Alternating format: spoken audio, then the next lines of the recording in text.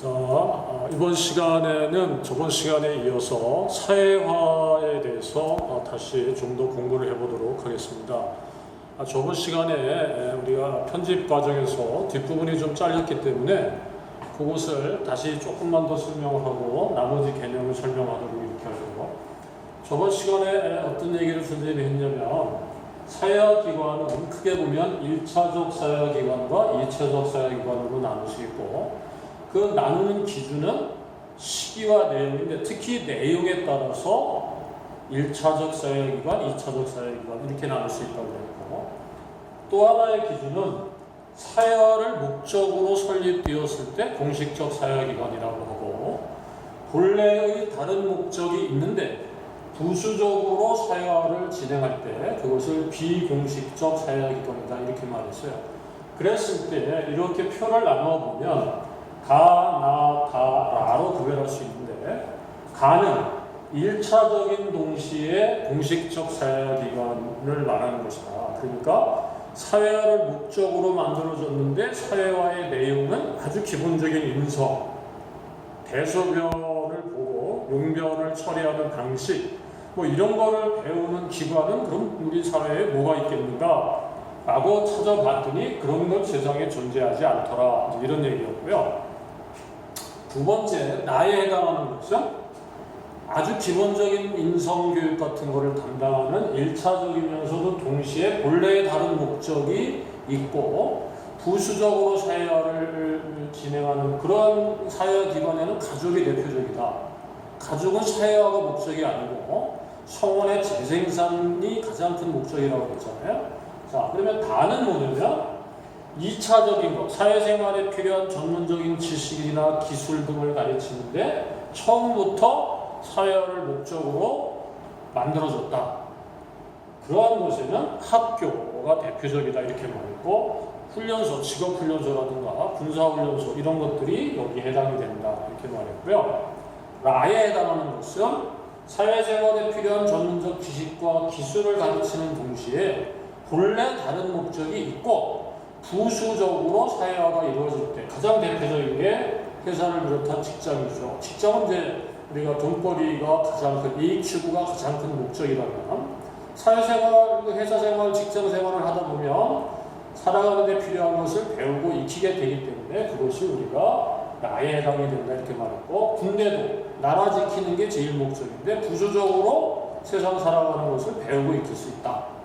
그 다음에 대중매체의 가장 본질적인 목적은 정보를 전달하는 것인데 부수적으로는 사회생활에 필요한 지식과 기술 같은 것을 가르치고 있기 때문에 2차적 사회기관이다 이렇게 말을 했습니다.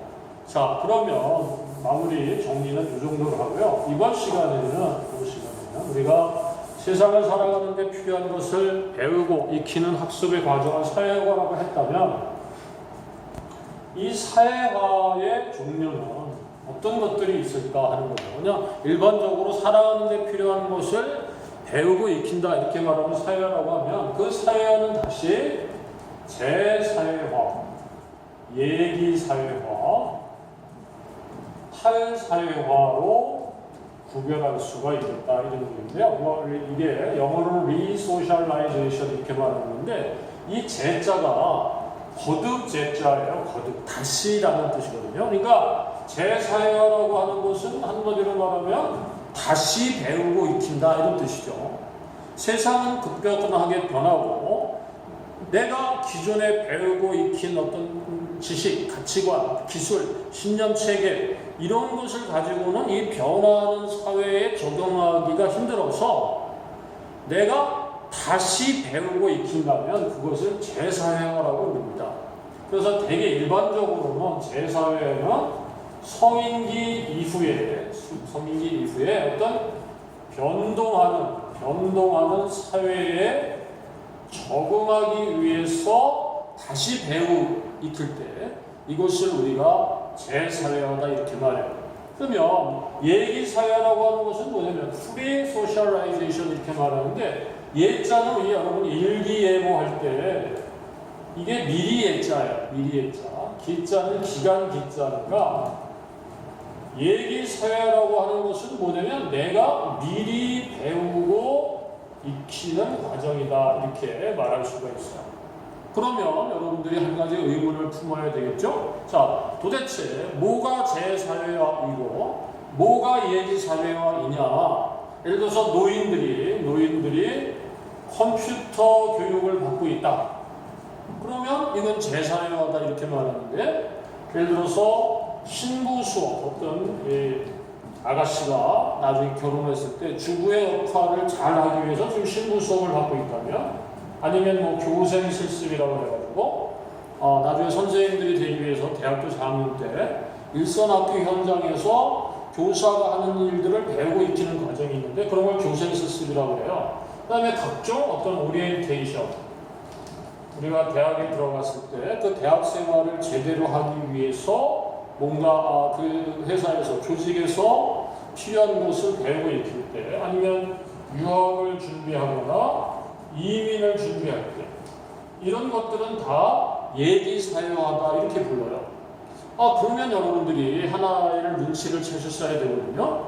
제사회화와 예기사회화를 구별하는 하나의 잣대가 있겠다. 그 잣대가 지금부터 선생님이 말하면 뭐냐면, 이미 내가 그 사회화를 배우고 익힐 때 어느 집단에 소속되어 있어서 내가 일정한 지위를 가진 상태에서, 지위가 뭔지는 좀 이따 다시 설명을 하겠지만, 내외가 지위를 갖고 있는 상태에서 이걸 다시 배우고 익힌다면, 예를 들어서 선생님이 대학교 다닐 때는 컴퓨터가 그렇게 일상화되지 않은 시대였기 때문에 컴퓨터라든가 ICT 기기를 활용하는 법을 잘 몰랐다. 그런데 교사 생활을 하다 보니까 하다못해 지금 원격 수업을 하는데 내가 휴대전화로 이 수업을 녹화하고 있는데 그러한 기기 다루는 법을 배우고 익혔다면 그건 제사회화이죠. 왜냐하면 내가 지금 현재 교사라는 지위를 갖고 있는 상태에서 변화하는 사회에서 제대로 나한테 주어진 역할을 수행하기 위해서 다시 배우고 있기 때문에 그것은 제사회화다 이렇게 말하죠. 그러면 예기사회화라고 하는 것은 내가 아직 그 집단에 속하거나 지위를 갖고 있지 않은 상태에서 미래에 앞으로 그 집단에 속해서 구성원으로서 나에게 주어진 역할을 제대로 수행하기 위해서, 또는 미래에 내가 그 지위를 가졌을 때 나에게 주어진 일을, 내가 해야 할 일을 제대로 수행하기 위해서 미리 배우고 익힌다면 그것은 예기사회화다 이렇게 말할 수 있죠. 자, 이거 봅시다. 이민을 아직 하지 않았다. 내가 예를 들어서 미국으로 이민 가려고 하는데 미국에서 가서 살기 위해서는 뭐 영어도 할 줄 알아야 될 것이고, 미국의 여러 가지 도로교통법이라든가 뭐 규범 이런 걸 익혀야 될 텐데, 미리 내가 미국에 이민을 가지는 않았지만 이민 갈 때를 대비해서 유학을 갔을 때 내가 유학 생활을 제대로 하기 위해서 대학교에 아직 들어가지는 않았지만 대학교에 입학한 이후에 또는 회사에 입사한 이후에 나한테 주어진 일을 제대로 하기 위해서, 아직 내가 주부는 되지 않았지만 결혼한 이후에 주부 역할을 잘하기 위해서, 교사는 아직 되지 않았지만 교사가 됐을 때 나한테 주어진 역할을 잘하기 위해서 미리 배우고 익힌다면 그것은 예기사회화다 이렇게 부른다는 겁니다. 그러니까 아주 간단하게 여러분들이 정리를 하시면 되겠어요. 제사회화는 뭐냐? 내가 지금 어느 집단에 속해 있으면서 또는 내가 어떤 일정한 지위를 가진 상태에서 기존에 배우고 익힌 것만으로는 나한테 주어진 역할을 제대로 잘 수행할 수가 없어서 다시 배우고 익힌다면 제사회화다 이렇게 말하는 것이고, 예기사회화는 아직 내가 그 집단에 속하지는 않았지만, 내가 그 지위를 갖고 있지는 않지만 언젠가 그 집단에 속하게 되거나 그 지위를 갖게 되었을 때 나한테 주어진 역할을 잘 수행하기 위해서 미리 배우고 익힌다면 그것을 예기사회화다 이렇게 말하는 거죠. 예를 들어서 보겠습니다. 만약에 내가 지금 광성고등학교의 선생님인데 앞으로 내가 학교를 그만두고 또는 뭐 정년을 한 이후에 빵집을 차려가지고 한번 제빵 제과 기술을 배워서 베이커리를 운영하고 싶다. 그러면 내가 고등학교 교사라는 지위를 유지한 상태에서 시간이 날 때마다 제빵 학원을 다닌다면 내가 아직 빵집 주인이 되지 않았잖아요. 그런데 빵집 주인이 되었을 때를 대비해서 미리 배우고 익히니까 예기사회화다 이렇게 말하는 거죠. 그런데 내가 만약에 정년을 하거나 또는 명예퇴직을 하고 나서 빵집을 차린 다음에 빵집 주인이 이미 되었는데 빵집을 경영하려니까 빵도 만들 줄 알아야 되고 무슨 세무서에다가 세금 관계 이런 보고를 하려면 회계장부를 처리할 줄도 알아야 되고 또 뭐 손님 접대하는 법도 배워야 되겠고 그래서 빵집 주인의 역할을 잘 수행하기 위해서 내가 뭔가를 배우고 익힌다면 그것은 재사회화다 이렇게 부르는 겁니다. 그러면 탈사회화라고 하는 것은 뭐냐? 그러면 이 탈자는 벗어 던지다 이런 걷다 이런 탈자예요. 그러니까 내가 기존에 배우고 익힌 것이 지금 내가 이 사회생활을 하는데 도움이 되지 못하고 오히려 방해가 된다면 내가 기존에 배우고 익힌 어떤 지식, 특히 신념, 가치관 아니면 뭐 언어, 문화 이런 모든 것들을 다 벗어 던지고 다시 배우고 익혀야 되지 않겠어요? 내가 가지고 있는 기존의 규범과 가치관이라든가 기타 모든 것들이 지식과 무슨 기타 여러 가지 체계들이 사회생활에 도움이 안 돼서 기존의 것을 다 벗어 던지는 것을 탈사회화라고 그래요. 대표적인 것은 이제 우리의 세터민들이 있잖아요. 예를 들어서 뭐 북한에서 탈출해서 우리 대한민국에 들어온 사람들이 대한민국의 국민으로서 살아가는 데 있어서 북한에서 배우고 익혔던 여러 가지 지식이라든가 북한식 사고방식이 대한민국에서 살아가는 데 도움이 되지 않는다면 그런 북한식 사고방식과 가치체계를 벗어 던져야 되잖아요. 그러한 것을 탈사회화다 이렇게 부르죠. 그러니까 대개의 경우는 탈사회화와 재사회화라는 것이 같이 일어나는 것이 일반적이지만 꼭 그렇지는 않겠죠.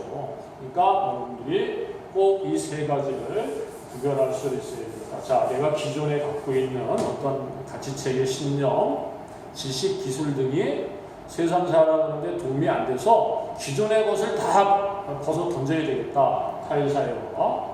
내가 언젠가 그 지위를 갖게 될 때를 대비해서 미리 배우고 익혀야 되겠다. 예기사회화. 지금 어떤 지위를 가지고 있는 상태에서 세상이 너무 빨리 변하고 내가 기존에 배운 것만 가지고는 원만한 사회생활이 너무 힘들어서 다시 배우고 익힌다면 그것을 재사회화다 이렇게 이야기할 수 있다는 것이고요. 자, 스님이 계속 좀 지위 이런 말들을 했는데 그러면 지위라는 것은 도대체 무엇인가 이런 것에 대해서 우리가 한번 이번 시간에 공부를 해보도록 하겠습니다. 그래서 여기 좀 우리가 몇 가지 개념을 같이 공부해야 되는데요. 지위라는 게 있고 역할이라는 게 있다. 역할. 그 다음에 역할 행동이라는 게 있고 또 하나는 역할 갈등이라는 것이 있다. 그러면 이 개념이 사회학적 개념을 묻는 문제에서 혹시 여러분 기출문제를 지금 풀고 있다면 뭐 그런 거죠. 이렇게 준 다음에 밑줄 친 기억에서 미음에 관한 설명으로 옳은 것을 해놓고 어쩌고 저쩌고 여기에다가 나는 뭐 아버지로서 어쩌고 아들에게 뭐 어쩌고 저쩌고 뭐 가르치는데 뭐 기존에 내가 아버지한테 배웠던 방식과는 다른데 어떻게 아이를 가르쳐야 될까 이런 걸 뭐 고민하고 있다면 막 이런 식으로 쭉 나온 다음에 기억, 니은, 디귿, 리을 해서 이 각각을 묻는 문제가 이런 것을 우리는 이제 사회학적 개념 문제라고 하는데 이것도 뭐 수능에 출제하면 이제 거의 100%로 되고 있다 이렇게 말할 수 있어요. 그러니까 이거 좀 설명을 하도록 하겠습니다. 자, 여러분들 지위라는 말은 한 개인이 자신이 속한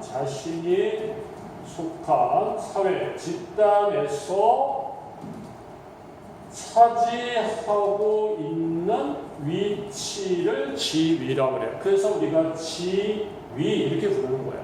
영어로는 이걸 이제 social position 이렇게 부르거든요. 그래서 지위 이렇게 부르는 지위. 그러니까 여러분들이나 내가 갖고 있는 지위는 예를 들어서 내가 우리나라에서 대한민국에서 광성고등학교에서 아니면 우리 집에서 갖고 있는 지위 그러면 자 우리 부모님의 아들이죠. 자, 우리 집사람의 남편이고 우리 아이들의 아버지고 여러분들의 선생이고 내 친구들의 친구고 학교 선생님들의 동료고 막 이런 내가 지위를 갖고 있어요. 여러분들도 누구누구의 아들이고 누구누구의 남자친구일 수 있고 강성고등학교 학생이고 누구의 손자고 뭐 이런 여러 가지 지위를 가질 수 있잖아요. 이제 여러분들이 군대에 가면 군인이라는 지위를 갖게 될 것이고 회사에 취직을 하면 회사원이라는 지위를 갖게 되겠죠.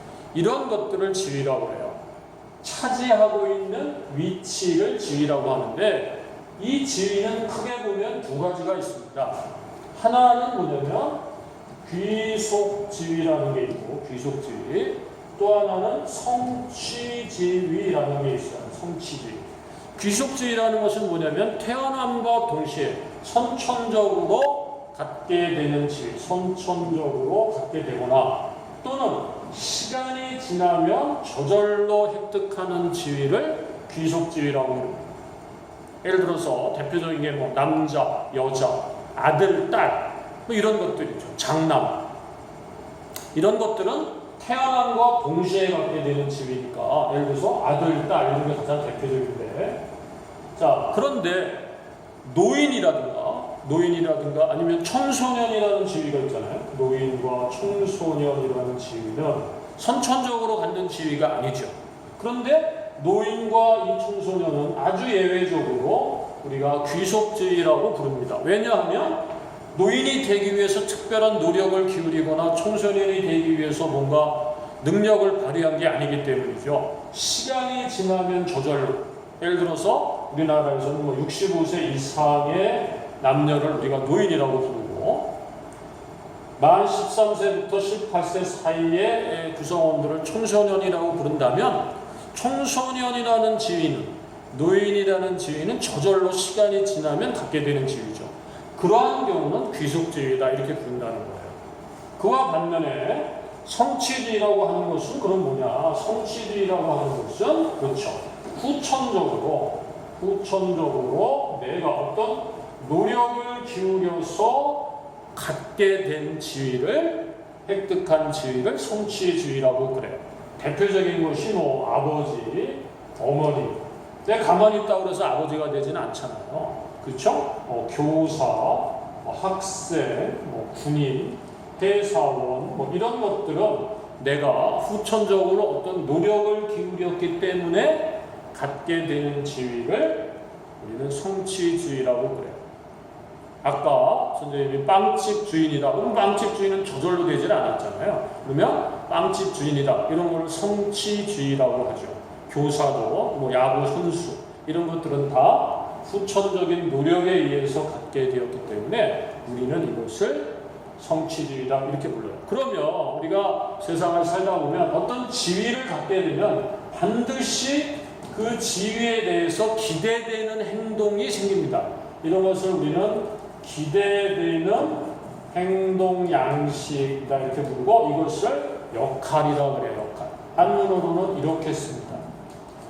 그러니까 역할이라는 말은 영어로는 expected behavior. 그러면 expect라는 말은 기대하다 이런 뜻이잖아요. 근데 이게 be 플러스 pp의 형태 수동태를 떼게 되면 expected 그러면 이게 형용사의 역할을 하잖아요. 그러면 뒤에 expected behavior 이렇게 되면 기대하다였으니까 이게 수동태의 형태로 바뀌게 되니까 기대되는 behavior 행동 이렇게 되는 것이죠. 그러니까 어느 지위를 갖고 있으면 실제로 그것을 행동으로 옮기거나 옮기지 않거나 간에 그렇게 할 것으로 기대하는 행동이 생기게 되는데 이것을 우리는 역할이라고 그래요. 역할. 한마디로 말하면 할 일이죠. 할 일. 내가 한 일이 아닌 거죠. 그죠? 교사. 그럼 뭘 기대합니까? 가르치는 것을 기대하겠죠. 학생은 배우는 것을 기대하겠죠. 그러면 교사의 가장 큰 역할은 뭐냐? 학생들을 가르치는 것일 것이고 학생의 가장 큰 역할은 뭐냐면 배우고 익히는 거겠죠. 이처럼 어느 지위가 있으면 그 사회에서 그 지위에 걸맞게 행할 것으로 기대하는 행동을 우리는 역할이다 이렇게 부른다는 겁니다. 그래서 할 일이다 이렇게 생각하시면 되겠습니다.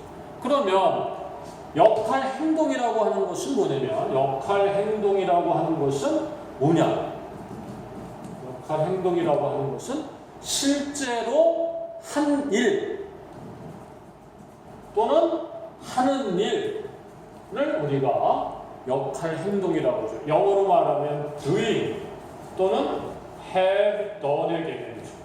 내가 지금 그 일을 하고 있거나, 예를 들어서 내가 지금 수업을 하고 있다. 그러면 역할이 아니고 역할 행동으로 옮긴 것이죠. 다른 말로 이걸 이제 역할 수행이다 이런 표현을 쓰는데, 자, 그러니까 나한테 주어진 일을 행할 때 그것을 역할 행동이라고 하거나, 또는 내가 이미 다 행동을 완료했을 때 그것을 have done의 개념이죠. 현재 완료의 개념이니까 내가 수업을 했다 이렇게 되면, 수업을 했다 밑줄 쫙 쳤으면 교사의 역할이에요, 역할 행동이에요. 그렇죠.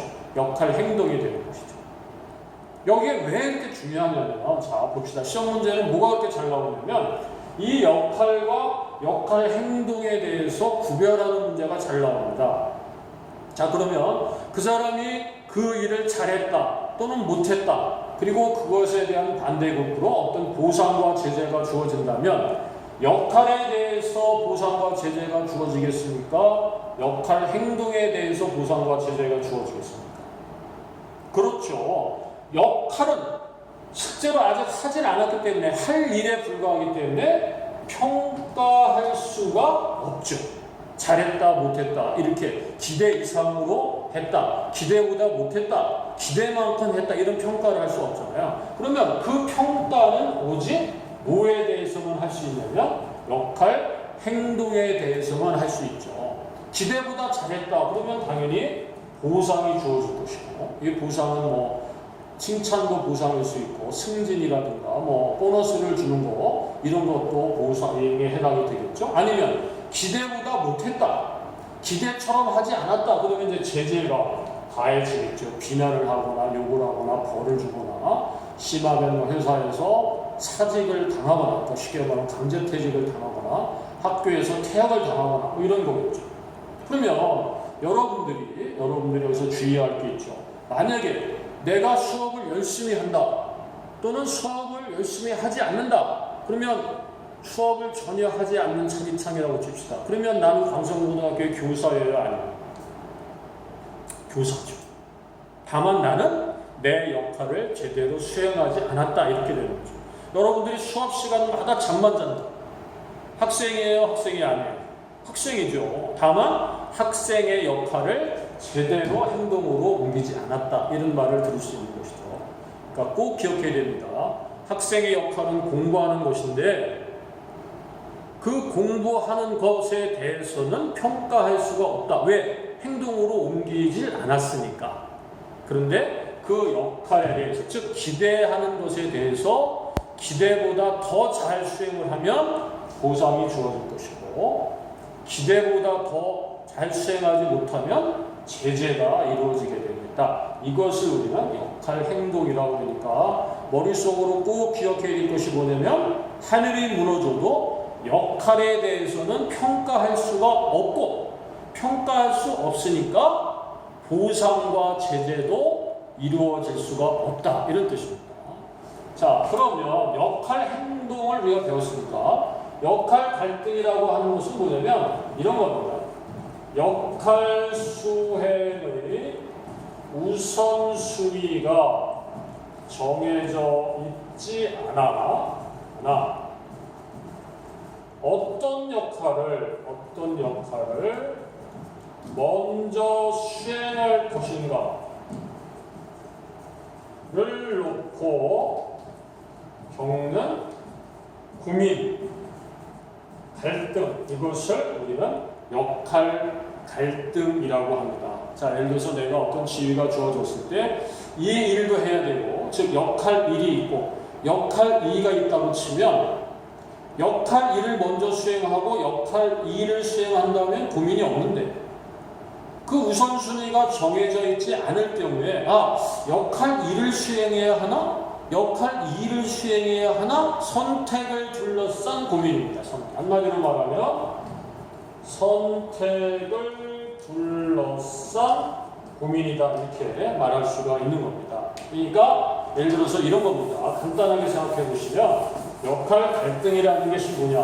자, 이제 이 공간상 이쪽으로 와서 좀 설명을 하자면, 자, 역할 갈등이라는 것은 뭐냐? 예를 들어서 지위가 있으면 반드시 그 지위에 대해서 기대하는 행동, 역할이 발생한다고 그랬잖아요. 그런데 우리가 세상에는 하나의 지위에 반드시 역할 하나만 발생하는 게 아니에요. 역할 1이 있을 수도 있고 역할 2, 서로 다른 역할이 발생할 수도 있어요. 예를 들어서 만약에 내가 교사라는 지위가 있을 때 학급에서 말씀 부리는 학생이 있다고 가정하면 엄격한 교사의 역할도 있을 수 있고 그 학생과 대화하고 가능하면 이해하고 선도로 이끌어야 되는 교사 역할이 발생할 수 있거든요. 그러면 엄격한 교사의 역할이 1이라고 치고 만약에 자애로운 교사의 역할이 2라고 쳤을 때 반에서 어떤 말썽을 부리는 문제아가 있을 때 그 아이를 엄하게 교칙을 적용해서 벌을 주고 퇴학을 시켜야 할까? 아니면 대화와 상담을 통해서 그 아이를 순화시켜가지고 설득시켜서 사랑으로 품어가지고 학교를 잘 다니게 해야 할까를 고민할 수도 있고 이러한 경우를 우리는 역할 갈등이라고 그래요. 또는 내가 이럴 수도 있죠. 만약에 갑이라는 사람이 만약에 아이들이 엄마인데 아니면 회사원으로서 회사를 다니고 있는데 지금 아직 오늘 6시까지 퇴근 시간이 6시인데 오늘 6시까지 회사에서 너무너무 중요한 보고서를 부장님께 보고해야 한다. 이게 나한테 주어진 역할이다. 그런데 갑자기 집에서 연락이 와서 아이가 열이 막 나고 몸이 매우 아파서 빨리 병원을 데리고 가야 된다고 연락이 왔다고 쳐봅시다. 그러면 엄마로서의 갑은 그 아이를 데리고 병원에 가서 아이를 돌보는 게 엄마 역할이죠. 그렇잖아요. 엄마한테 기대하는 행동은 자식을 돌보는 거잖아요. 그런데 그 갑은 지금 회사에서 너무나 중요한 보고서를 작성해야 된다면 회사원으로서의 역할은 보고서 작성을 오늘까지 끝내는 거죠.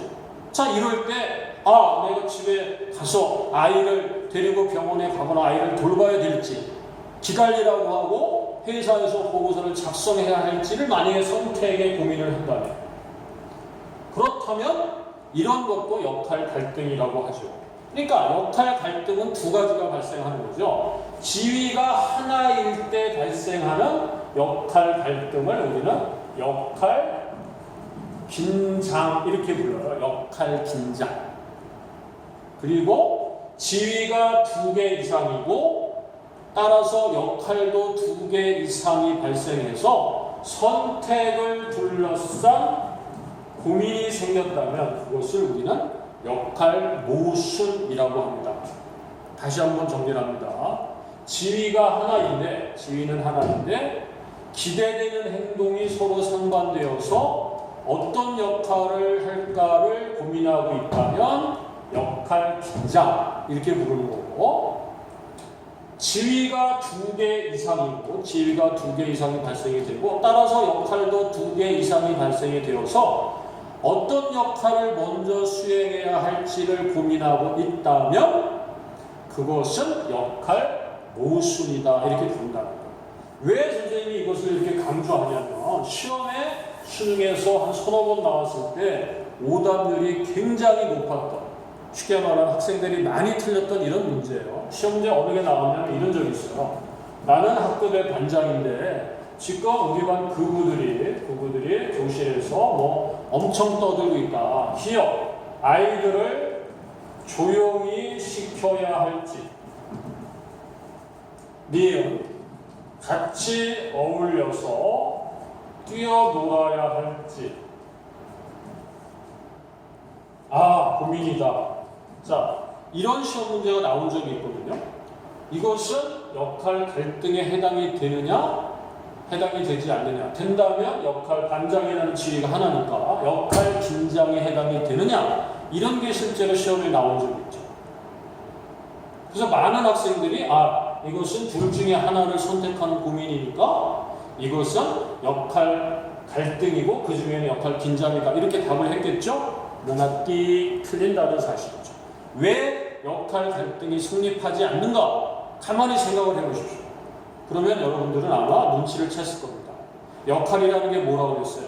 지위에 대해서 기대되는 행동을 역할이라고 그랬잖아요. 아까 선생님 처음에 지위가 있을 때 그 지위에 걸맞게 행동할 것으로 기대하는 행동 양식이라고 그랬잖아요. 그러면 반장이라는 지위가 있을 때 그분들을 조용히 시켜야 한다. 반장의 역할 1 성립이 되죠. 반장에게 기대하는 것은 아이들을 조용히 시키는 게 어울릴 수 있잖아요. 그런데 여기가 해당이 되지 않는 것이죠. 우리가 일상적으로 반장에게 기대하는 역할은 수업 시간에 또는 쉬는 시간에 막 뛰어놀고 난장판으로 만드는데 반장에게 기대되는 역할은 아니잖아요. 그러니까 이것은 역할 1, 역할 2가 성립되지 않았기 때문에 역할 갈등이 성립하지 않는 겁니다. 이런 것도 시험에 많이 나왔어요. 그러니까 여러분들이 잘 기억하셔야 돼요. 이런 것도 있어요. 나는 내일 수능을 봐야 하는 수험생이다. 그런데 자, 기억. 내일 시험 봐야 될 내용을 다시 한번 공부해야 할지, 니은 아니면 그냥 일찍 자야 할지. 고민이다. 이런 게 이제 시험에 나왔단 말이에요. 그러면 여기에도 역할 갈등이 성립하느냐, 이게 나온 적이 있는 것이죠. 자, 똑같은 문제죠. 역할 갈등이 성립하지 않습니다. 왜냐하면 수험생이 내일 시험 볼 내용을 공부한다고 수험생에게 기대하는 역할 성립이 됩니다. 그러나 니은 일찍 푹 자는 것이 수험생에게 기대하는 일반적인 행동 양식은 아니죠. 그러니까 역할 1, 역할 2가 성립되지 않기 때문에 역할 갈등이 성립할 수가 없다, 이런 뜻이고요. 자, 하나 더 시험에 나오는 게 이런 것이죠. 자, 나는 프로야구 선수다. 프로야구 선수인데 이제 나이도 먹었고 옛날 같지가 않다, 기량이. 그래서 기억 은퇴할까? 니은 선수 생활을 계속할까? 고민이다. 이런 게 시험에 나온 적이 있거든요. 자, 이것도 역할 갈등이 성립하지 않죠. 왜? 프로야구 선수에게 선수 생활을 계속하는 것은 선수의 역할이 맞죠. 그러나 은퇴하는 것이 선수에게 기대하는 행동은 아니잖아요.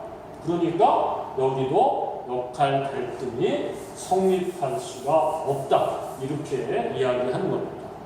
그러니까 이것은 사회학적 개념 문제로 굉장히 잘 나오는 것이니까 머릿속으로 기억을 하셔야 된다. 자, 자기가 속한 사회에서 차지하고 있는 위치가 있다. 위치, 남자, 여자, 또는 뭐 교사, 학생, 엄마, 아버지, 회사원, 군인, 기타 등등등의 이런 차지하고 있는 위치를 지위라고 한다. 지위는 태어남과 동시에 가지면 귀속지위. 그러나 시간이 지나면 저절로 갖게 되는 노인과 청소년도 귀속지위. 후천적으로 노력에 의해서 갖게 되는 것을 정치주의. 지위가 있으면 그것에 대해서 기대하는 행동, expected behavior가 생긴다. 실제로 하는 일이 아니고 할 일이다. 이렇게 생각하면 되죠. 자, 그리고 행동으로 옮겼을 때 현재 실제로 그것을 하고 있거나 이미 그 일을 했을 때 이것을 우리는 역할 행동이라고 하고, 이 역할 행동에 대해서만 보상과 제재, 즉 평가가 가능하다. 잘했다, 못했다, 이런 평가가 되지 역할에 대해서는 절대로 잘했다는 것, 못했다는 것 평가할 수 없다. 자, 해야 할 일이, 즉 역할이 2개 이상이 발생이 됐을 때 어떤 역할을 먼저 수행할 것인가를 놓고 선택을 둘러싼 고민이 발생한다면 그것을 역할 갈등이라고 하고, 지위는 하나인데 상반되는 역할이 주어져서 고민한다면 역할 긴장. 지위가 2개 이상이고 따라서 역할도 2개 이상인데 어떤 역할을 먼저 수행할까를 고민하고 있다면 그것을 우리는 역할 모순이다, 이렇게 부릅니다. 그래서 여기까지 오늘은 사회학적 개념 문제에 대해서 우리가 공부를 했고요. 또 다음 시간에는 이제 사회 집단에 대해서 공부를 할 텐데, 선생님이 그 학교 교과서하고 EBS 교재를 비교해 보니까 올해 이제 이 교과서 체제가 변경이 되면서 EBS에서는 아마 사회 명목론과 사회 실제론을 다루지 않았어요. 근데 우리 교과서에서는 사회 명목론과 실제론을 다루고 있기 때문에, 즉 다음 시간에는 사회 집단이라는 개념을 공부하기 전에 이미 선생님이 첫 시간에 여러분에게 자세하게 설명을 했지만 사회 실제론과 사회 명목론에 대해서 우리가 다시 한번 정리해보는 이런 시간을 가진 다음에 사회 집단에 대해서 공부를 하도록 하겠습니다. 이상입니다.